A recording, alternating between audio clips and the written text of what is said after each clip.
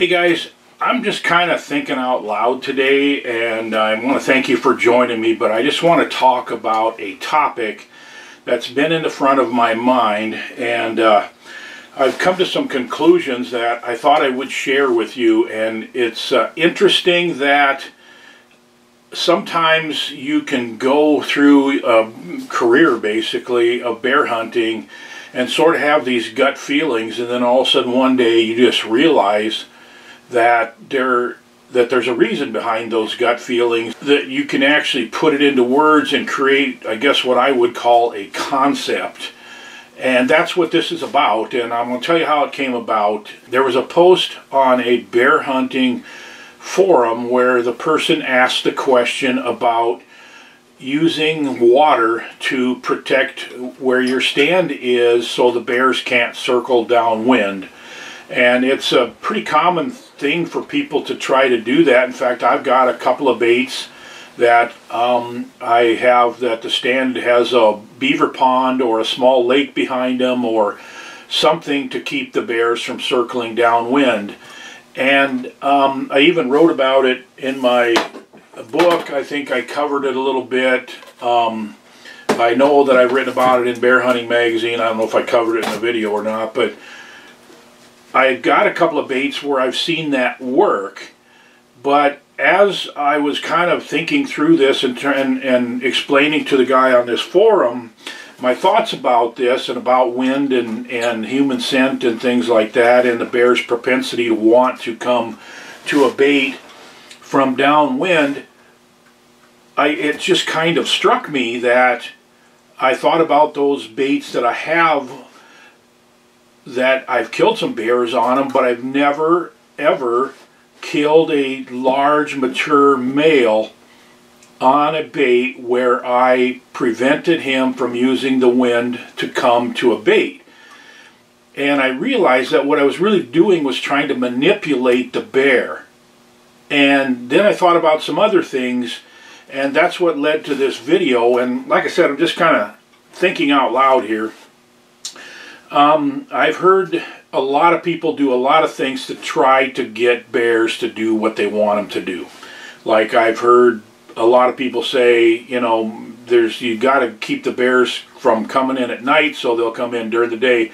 I mean, one of the extremes is like play loud music at night, and then they'll be hungry during the day and come in before dark. And I mean, that's silly, of course. That's an extreme example of trying to manipulate bear behavior in a way that's not going to work. But we're going to talk about some more subtle ways. And here's another one. Some people will say, you know, take and hang a smelly t-shirt in the tree stand, and that way the bear will get used to your scent. That assumes the belief that the bears can't tell the difference between a smelly t-shirt hanging there and an actual person being there, which again is just plain silly and a way to try to manipulate bears that's not going to work.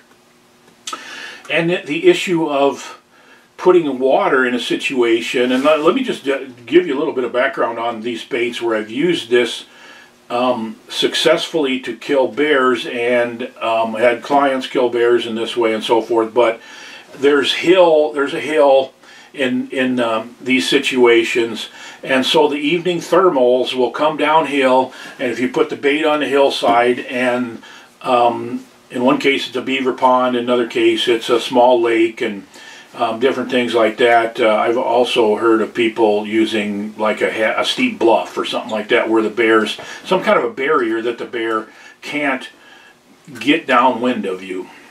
And then as I was thinking about this, I realized that I've just never killed a mature bear in that situation when I'm trying to use something to prevent the bear from getting downwind of me. And I realized that I'm trying to manipulate bear behavior, which is opposed to my whole philosophy of bear baiting, and that is create an environment where they feel comfortable and where they feel safe, so they'll come in during the daylight, and so they'll come in confidently. And so any of these things that you do, a bear knows when he's being manipulated, I guess is the best way to put it. If he's just not comfortable with it, he's just not coming.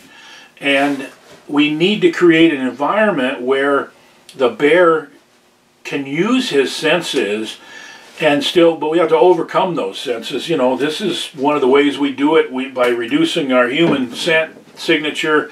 There's a lot of different things that we can do, but the bottom line is you have to play this game by the rules that the bears set out.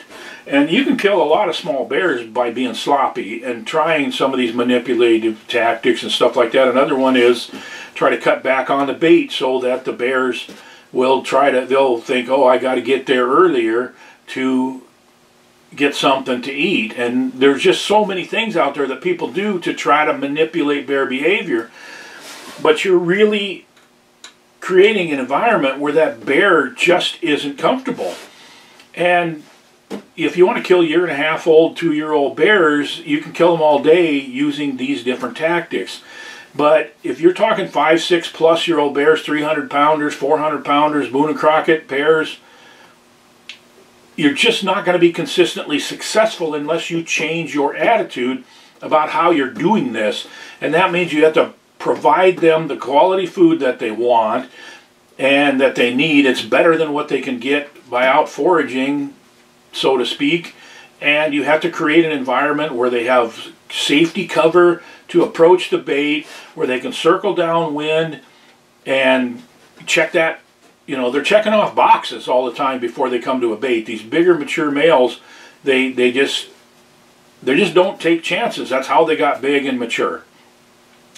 So whenever you're doing things to try to get a bear to come in to a bait, especially during the daylight when you're going to have a shot at them, and if you have these things that you're struggling with, my suggestion is try to figure out if you're trying to do something that's manipulative or if you're trying to create an environment that they like. And you'll end up being a whole lot more successful if you work really hard at creating an environment where the bear feels comfortable and doesn't in any way feel manipulated. So anyway, like I said, I'm just thinking out loud. That's a concept that I've just sort of realized how to put into a way that hopefully people can understand it. And we got more content coming up, so please subscribe if you haven't already, and we'll see you on the next video. Thanks for joining me.